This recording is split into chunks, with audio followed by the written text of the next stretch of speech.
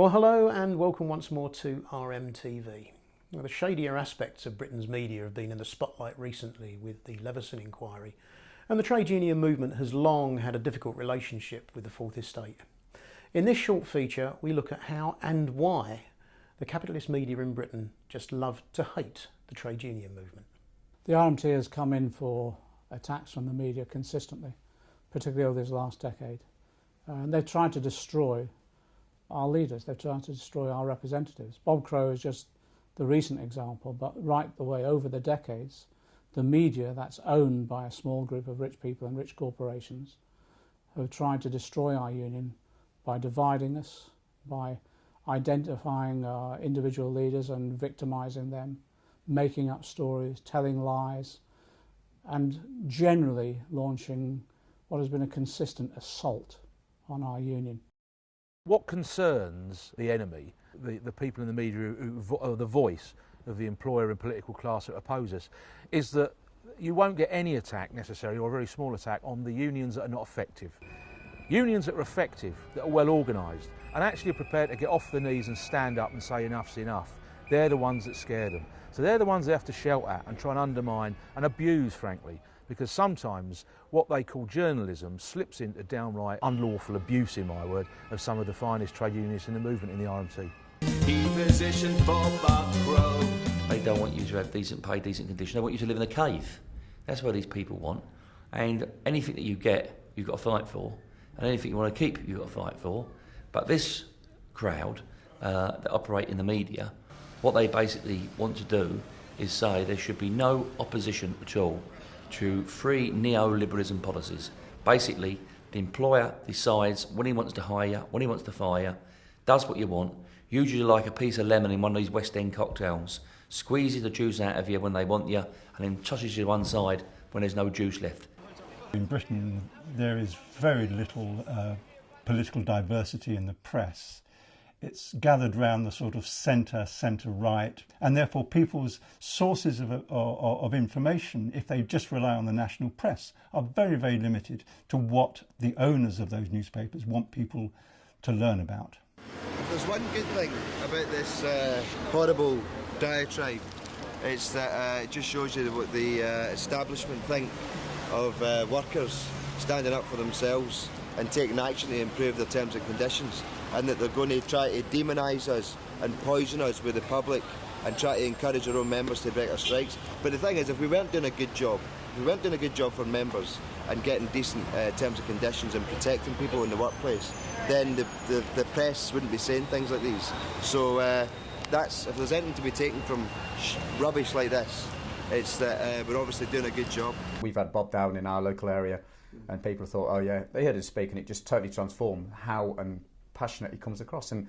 today, you know, Bob's there for his members. You know, people that run the media are looking at the RMT as dinosaurs that go back to the 1970s under the Red Robos of this world, and they say that we haven't moved on and we're not doing what our members want. But we know different. We don't do anything without our members say so. And Bob is public enemy number one, especially in London. He spends more time on London telly than the Mayor of London. The biggest selling newspaper this morning, the News of the World on a Sunday, says that this is a industrial suicide and it's the return of the charge of the dinosaurs, and that Britain simply can't afford a winter of discontent or an autumn of discontent. Well, that paper would say that. It doesn't recognise trade unions. Yeah, in the RMT we know what Bob's like, and they print lies, and we know that. So it's not gonna hurt us. It's not gonna make us stop fighting, even though that's what they want. We're not gonna stop. We're here on behalf of the millions of some reading Londoners whose life you made a misery the last couple of days. What have you got to say for them? You've not got anything to say about this? No? See how annoying it is when you can't get to work in the morning? You obviously don't have much to say on the matter. Because they've got to go to work and get to work, they think that Bob and his cronies, as what Boris has always called them, are holding the country to ransom when we're not. And I don't think people see that. They just look at it as if I've got to go to work, he's putting a bloody strike on. Get out of my way, you know. He's got a very strong personality. He's instantly recognisable. He is very vocal, speaks up for his membership. We began our studies in 1974 and we looked at strikes, at industrial relations, we looked at wage claims, and in particular we looked at the way in which the car industry was being singled out as an example of what was called strike-prone British industry, and how the public were led to believe that this was the key factor in Britain's industrial decline. And it got to the point where it had become so much a part of popular culture that strikes were the issue, that you could go simply to a football match and somebody would be holding up a placard saying something like, Kenny strikes quicker than Leyland, or something like that, you know. And it had become part of the folk culture. It's just an old-fashioned bunch of wrong stereotypes which the media and BBC have been peddling for years. The ability to disrupt is so great that essentially the employers always have to give in. Having looked at that particular piece, what happens is that it's set up in an absolutely classic way. The television news goes to consumers. They start to ask them about the wages of underground drivers. They say to people, what do you think a driver earns, right? And they're bandying around a figure which is about £50,000 a year. Now, this is actually a projected figure. It's not what they earn. It's actually what they might earn if it all goes through in 3 years' time. But it's presented as if this is the real figure. Now, can I ask you, how much do you think tube drivers are paid? About 30 grand a year. And if I told you it's over 50,000? A bit much for the price that we get charged for the train. They're worth it? Not 50 grand a year, no.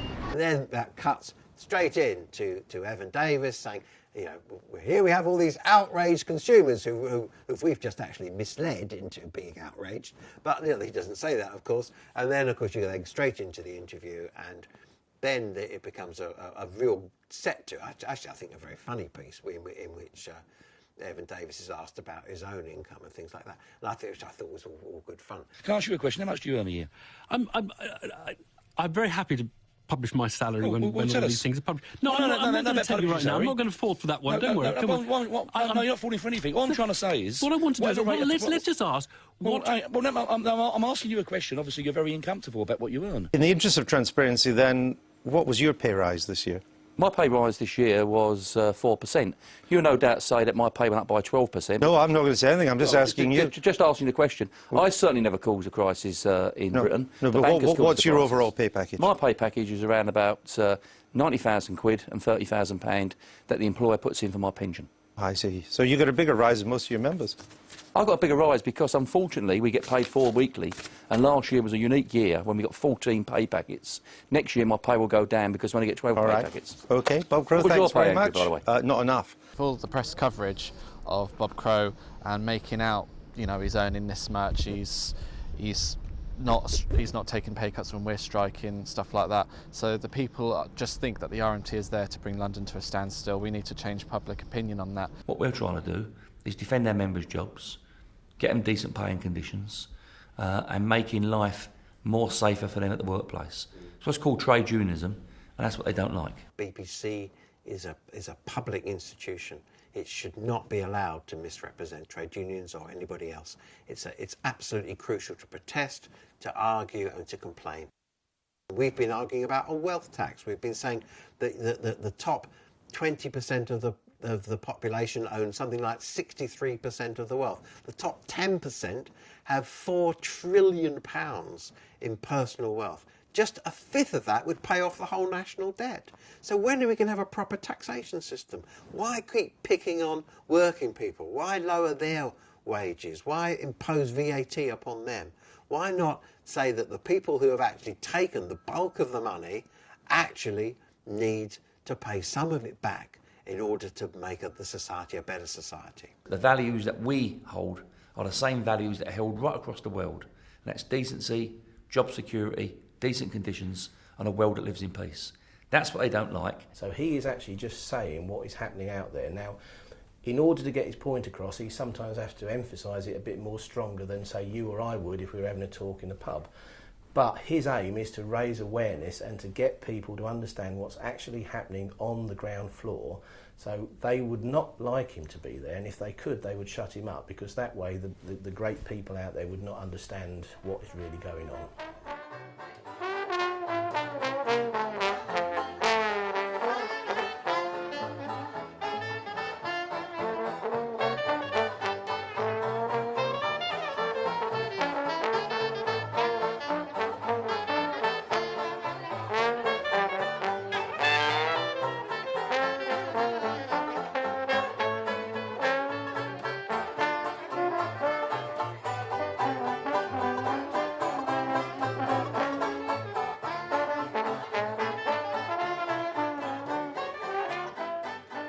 Bob's not going to drink champagne, right? That's the way he might do. It depends if he's got a gift. But, you know, all the union's funds are scrutinised by the annual general meeting. Every penny of it is scrutinised in the financial report, and we know exactly how much we spend, when we spend it, and where we spend it. And if we don't like it, then we change it. Every time I hear about something like this, it really does surprise me the lengths that they go to try and dig up dirt. And if it doesn't exist, hey, don't let the truth get in the way of a good story, hey?